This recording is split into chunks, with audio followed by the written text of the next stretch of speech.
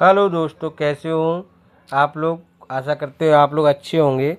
तो आपने इंदिरा एकादशी की पहले पार्ट में कथा सुनी थी, उसका कुछ सारांश इस वाले भाग में आपको हम बताने जा रहे हैं। तो इंदिरा एकादशी की पूजा विधि। इंदिरा एकादशी व्रत दशमी तिथि से शुरू हो जाता है और द्वादशी तक चलता है। नंबर 1, दशमी तिथि के दिन क्या करना चाहिए। एक समय भोजन। दशमी के दिन भक्त केवल एक समय सात्विक भोजन करते हैं और मांसाहारी भोजन, प्याज, लहसुन और तामसिक भोजन पूरी तरह से परहेज किया जाता है। ब्रह्मचर्य का पालन किया जाता है। दशमी की रात से ब्रह्मचर्य का पालन करना चाहिए। पितृ तर्पण, यदि संभव हो तो दशमी के दिन दोपहर में नदी या पवित्र सरोवर में पितरों का लिए तर्पण किया जाता है। इससे जल और काले तिल से पितरों को अर्घ्य दिया जाता है।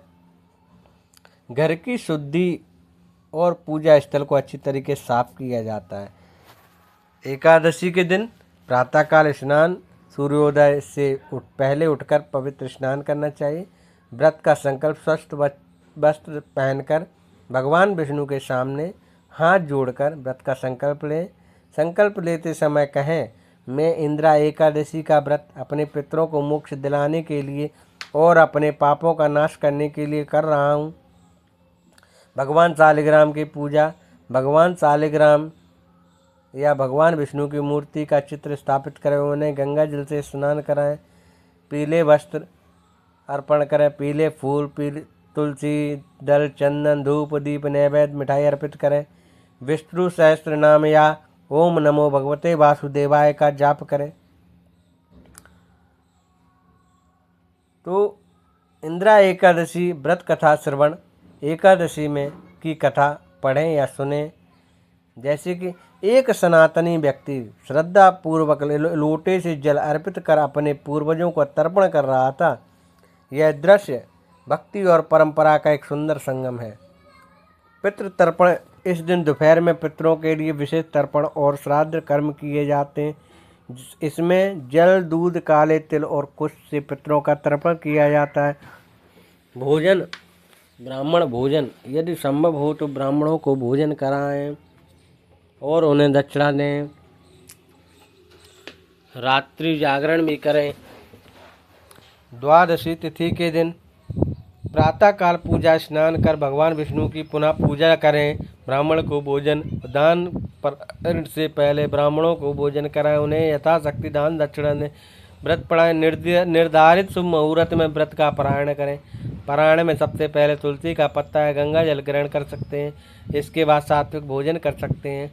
अन्न का दान। एकादशी के दिन अन्न ग्रहण नहीं किया जाता, इसलिए द्वादशी को अन्न का दान करना शुभ माना जाता है। इंदिरा एकादशी से जुड़ी कुछ रोचक घटनाएं हैं, उनका भी मैं आपको बताता हूँ।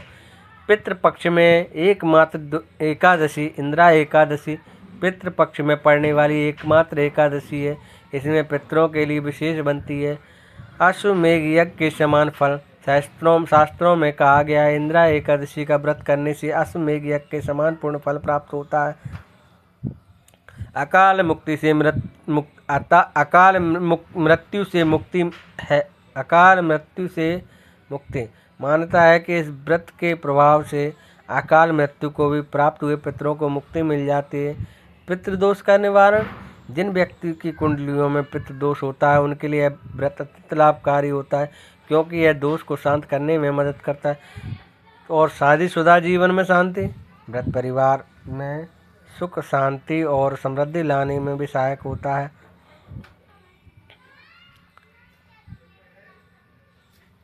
तो ये थी हमारी इंदिरा एकादशी की कथा जो आप लोगों ने सुनी। आप लोगों को अच्छी लगी हो तो आप लोग